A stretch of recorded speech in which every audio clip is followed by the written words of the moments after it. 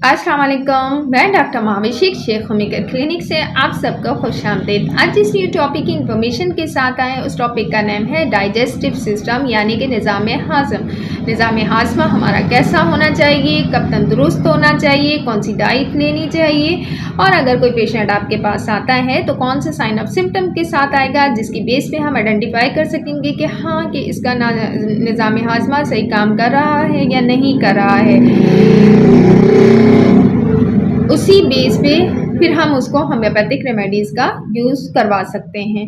बहुत सारे पेशेंट आपके पास ऐसे आएंगे जो निज़ाम हाज़मा की शिकायत के साथ आएंगे, लेकिन क्योंकि आप जानते हैं कि निज़ाम हाज़मा अल्लाह ने एक ऐसा निज़ाम बनाया है जिस्म में एक सिस्टम ऐसा काम कर रहा है कि जब हम कोई खाना खा रहे होते हैं तो ग़िज़ा को हाज़िम करने का काम इसका होता है, और हमारे जिस्म को ही जो खुराक हम खाते हैं वो ही तवानाई हमें फ़राहम करता है ताकि हमारा इम्यून सिस्टम स्ट्रॉन्ग रहे, वाइटल फोर्स हमारी स्ट्रॉन्ग रहे, हम कमज़ोर ना हों, हम किसी बीमारी का शिकार ना हों।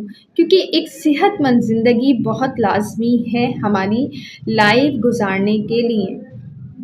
बात हम करते हैं कि पेशेंट को, अगर पेशेंट आपके पास आ गया और पेशेंट ये कहता है कि मुझे मुंह में छाले हो रहे हैं, तो एक मौलिज की अच्छी एक्सपर्टीज़ ऐसी होंगी कि वो जजमेंट कर सकेगा कि हाँ इसको निज़ाम हाज़मा में कोई गड़बड़ हो रही है जिसकी वजह से इसका रिएक्शन इसके माउथ में हो रहा है, और उसको माउथ के छाले हो सकते हैं, यानी कि उसको अल्सर हो सकता है, स्टोमाटाइटिस हो सकता है, कंजीवाइटिस हो सकता है।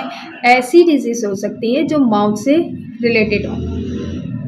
जैसे कि आप जानते हैं कि हम जो खाना खाते हैं वो मुंह के ज़रिए ही खाते हैं। बास टाइम यहीं पे ऐसे जम्प्स लगे हुए होते हैं कि लोगों का मुंह भी नहीं खुल रहा होता है।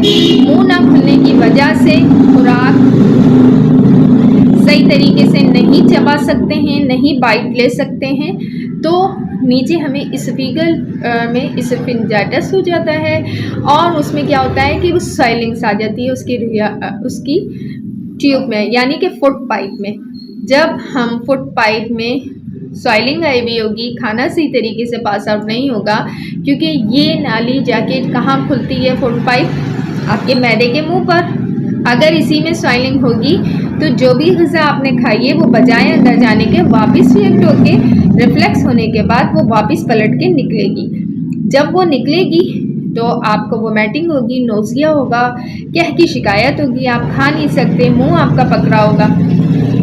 इसी तरीके से जब हम मैदे की बात करते हैं तो मैदे की अलामत इस तरीके से आएंगी कि बहुत सारे पेशेंट होते हैं, हर पेशेंट का इम्यून सिस्टम अलग अलग होता है। हम जैसी डाइट लेते हैं उसी का रिएक्शन ही हमारी बॉडी पर होता है। अब हमने ये चीज़ नोट डाउन करनी है कि हमारी क्या खाने की टाइमिंग सही है, क्या हम फिज़िकल वर्किंग कर रहे हैं, क्या हम बॉडी में पानी का इंटेक सही तरीके से कर रहे हैं। अगर इन बातों का हम ख्याल रखेंगे तो उससे हमारा निज़ाम हाज़मा बहुत अच्छा हो सकता है। खाने को हज़म करने के लिए रेनिन, पेप्सिन, HCl का बहुत ज़्यादा रोल प्ले है। अगर इनमें कोई डिस्टर्बेंस हो जाती है तो यहाँ पे एसिडिटी बहुत ज़्यादा हो जाएगी, तेज़ाबियत हो जाएगी। बहुत सी दफ़ा आपने ऐसा देखा होगा, एसिडिटी होने की वजह से गैस्ट्राइटिस का मसला हो सकता है, गैस्ट्रिक पेन हो सकता है, यहाँ पे भी सूजन आ सकती है जिसकी वजह से हम इंसोमिनिया का शिकार हो सकते हैं, मिग्रेन के पेशेंट बन सकते हैं, ब्लड प्रेशर की कंडीशन हो सकती है। अब देखिए ये जो डिजीज़ आ रही है एज ए सिम्टमेटिक आ रही है, एक निज़ाम हाज़मा का सिस्टम सही होने के बाद या सिस्टम ख़राब होने के बाद जो रिएक्शन आता है वो किस तरीके से आपकी माइंड पे इफेक्ट कर रहा है, किस तरीके से दूसरे ऑर्गन्स को जाके इफेक्ट कर रहा है, वो हमें जब पता चलेगा जब पेशेंट आके हमसे अपने सिम्टम्स डिस्कस करेगा, अपने सिम्टम्स हमें बताएगा, फिर हमें पता चलेगा। तेज़ाबियत ज़्यादा हो जाएगी अगर इसमें H. pylori बैक्टीरिया, हेलिकोबैक्टीरिया प्रेजेंट होता है तो भी हमें ये इन्फेक्शन हो सकता है, हमें मैदे का अल्सर हो सकता है। वो जैसा कि आप जानते हैं कि छोटी आंत से जुड़ा हुआ होता है, डिटेनियम, जिजीनियम, इलियम, ये छोटी आंत के हिस्से हैं। अब इसमें क्या होता है, माउथ के मुंह पे, मैदे के मुंह पर लास्ट में जहाँ छोटी आंत का जॉइंट होता है वहाँ पर ज़ख़म बनना शुरू हो जाते हैं, जिसकी वजह से कहते हैं कि मैदे का अल्सर हो गया है। अच्छा, इसी के साथ इसके हेल्पफुल ऑर्गन्स भी शामिल हैं, मैं वो भी आपको बताती चलूँगी। उसमें किस तरीके से होता है कि अगर लीवर आपका सही तरीके से काम नहीं कर रहा, बाइल डक्ट से सही तरीके से सफरा नहीं निकल रहा, यानी कि जूस नहीं निकल रहा है, तो फिर क्या होता है, आपका खाना हजम सही तरीके से नहीं हो रहा होता है। बहुत सारी दफ़ा हम ये देखते हैं कि फिर हमें लीवर की तकलीफ़ात हो जाती हैं, जैसे कि हेपेटाइटिस हो गया है, जैसे कि लिवर सोराइसिस हो गया है, लिवर एब्सिस हो गया है, बटोमेगाली हो गया है, फैटी लीवर हो गया है। अगर गाल ब्लैडर की बात करते हैं तो गाल ब्लैडर में स्टोन्स हो गई हैं। अब उसको हम कैसे रिकवर करेंगे, उसको भी हमने इसी तरीके से करना है कि हम अपनी मैनेजमेंट ठीक करेंगे, अपने निज़ाम हाज़मा को ठीक करेंगे, अपनी डेली रूटीन ठीक करेंगे, अपनी डाइट हम प्रॉपरली लेंगे। फिर इसमें बाद हम वापस आते हैं छोटी आंत की तरफ। अगर छोटी आंत में माउथ का अल्सर हो रहा होगा, इसकी कंस्ट्रक्शन रुक जाएगी, आगे प्रोसेस ये नहीं होगा। जब ये आगे प्रोसेस नहीं होगा तो उससे आगे जाके बड़ी आंत होती है, लार्ज इंटेस्टाइन होती है, फिर हमें कॉन्स्टिपेशन का मसला रहेगा, कब्ज़ की शिकायत हो जाएगी, वहाँ पे भी बड़ी आंत का भी कैंसर होता है।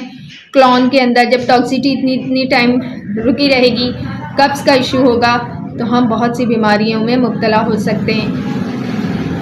इसी तरीके से डाइजेस्टिव सिस्टम को, निज़ाम हाज़मा को सही करने के लिए हमें बहुत सारी होम्योपैथिक रेमेडीज़ हैं जो हेल्पफुल हैं हमारे लिए, हम उनका यूज़ कर सकते हैं। लेकिन आप सेल्फ मेडिकेशन से इज्तनाब कीजिए और किसी होम्योपैथिक अच्छे मालिज से कंसल्ट होइए, उनसे सलाह मशवरा कीजिए, अपने इश्यूज़ बताइए और फिर उसके बाद आप मेडिसिन को यूज़ कर सकते हैं। मैं यहाँ पे जो बात कर रही थी, निज़ाम हाज़मा की बात कर रही थी। अगर इसमें कोई ख़राबी हो जाती है तो कौन कौन सी डिजीज़ का हम शिकार हो सकते हैं, पेशेंट हमें आके सिम्टम्स बताएगा, उसी के बिहाफ पे हम उसको होम्योपैथी की मेडिसिन रिकमेंड करेंगे। रेगुलर बेस पे जैसे हम यूज़ कर सकते हैं तो nux vomica, कालूसन, arsenic album, ipecac,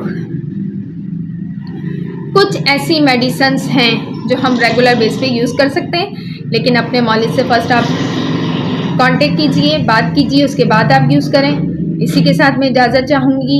Sheikh उम्मी के चैनल को लाइक नहीं करा तो लाइक कीजिए, सब्सक्राइब कीजिए, इन्फॉर्मेशन को शेयर कीजिए।